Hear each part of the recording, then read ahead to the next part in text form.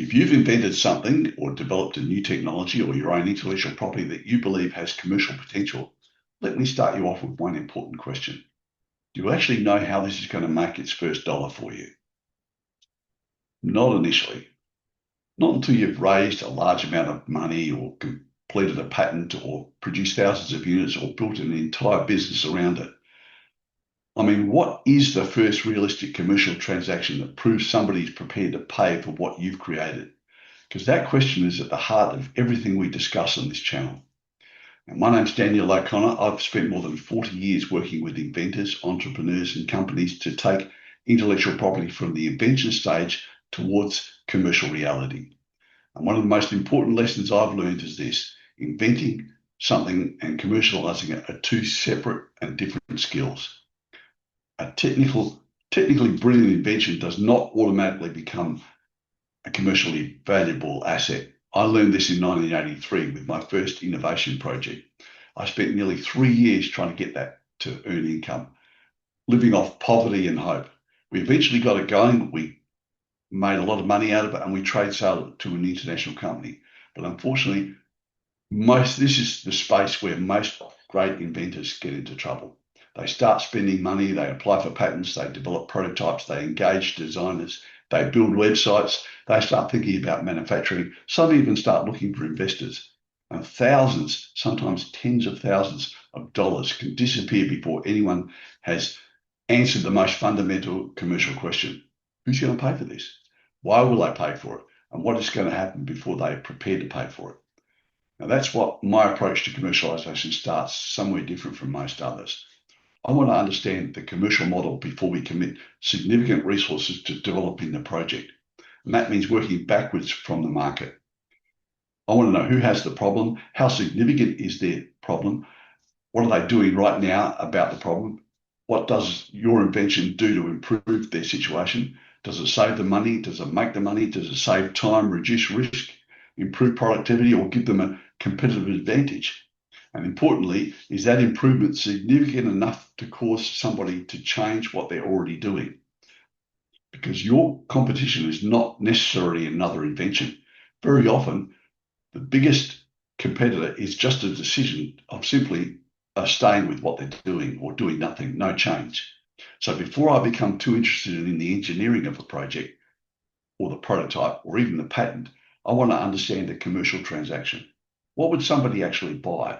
It might be a finished product, but it might also just be a license. It might be a distribution rights. It might be exclusive territory. It might even be a pilot program that they collaborate with you on. Could be a joint venture, a strategic partnership, or eventually an acquisition of the intellectual property itself.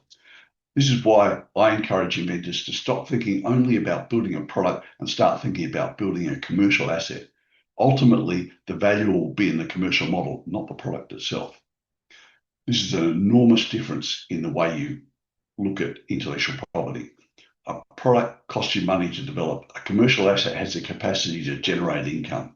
And your first objective should be to build enough commercial evidence around your invention that somebody else can see it and want to share that value. This is what most of this channel is about here today.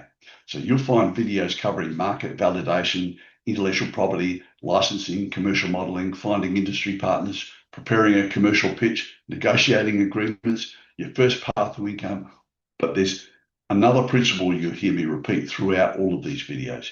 You don't need to build everything yourself.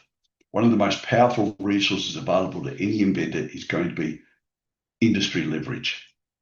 Somewhere in the industry you're targeting, there might already be companies that can manufacture capabilities or capacities that you need. They may already have customers. They might even have the salespeople already established into the market. They might have distribution networks that they're feeding their projects or products into that will complement yours. They might have plant facilities and warehousing that you could use, and they can simply rent it to you, so it's very low cost for them. They might have regulatory knowledge, technical expertise, credibility in the market, and perhaps even the capital to get you started. So instead of asking, how am I going to pay for all of this? A much more useful question might be, who already has what I need and what could I offer them in terms of equity that will make a collaboration commercially worthwhile? That changes the commercial conversation completely for you. Explains why I'm generally more interested in helping inventors reach first significant cash generating transaction than helping them start with a major capital raise. Once somebody in the marketplace actually pays for what you've created, something very important has happened. You've moved from assumptions towards evidence, and evidence creates leverage. Now, I should also say that this channel isn't really designed for somebody who simply wants to hear that they've got a wonderful idea. There's plenty of places you can find encouragement. My role here is significantly different, and I've made all of this learning available for free for a reason. I want to help you determine whether or not there's a viable commercial pathway, and if there is, identify the most practical way of getting started. Sometimes that means challenging all the assumptions that you've made today, up until today.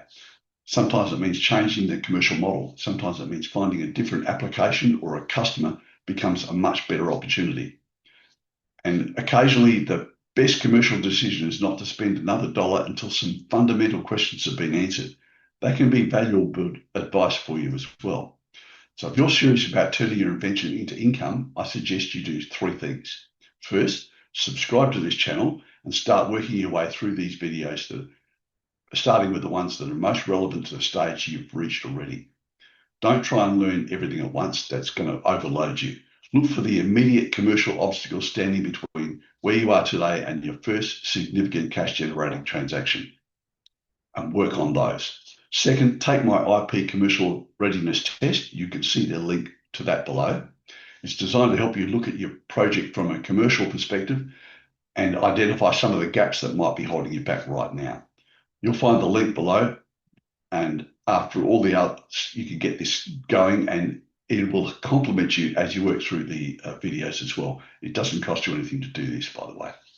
And third, if you already have an invention or technology that you're genuinely committed to commercializing and you feel you're ready to go, you can book a 30-minute strategy call with me. This isn't a meeting where you meet to disclose secret details of your invention. In fact, I'm much more interested initially in the commercial questions like who needs it, what problem does it solve, where are you in the process, what have you already invested, what evidence do you have you qualified the pricing, costing and sourcing, what does a planned exit look like for you and for any collaborators or partners that you're going to be gathering along the way. We'll look at where you are now, what might be standing in your way, and whether there's a sensible next commercial milestone. And if I believe your project is at the right stage and we can genuinely help you, we can also discuss whether or not it might be suitable for one of our Inventors Academy commercialization programs. If your project isn't ready, I should be able to tell you what I think needs to happen next, and you can go back to those videos and start aligning your gaps.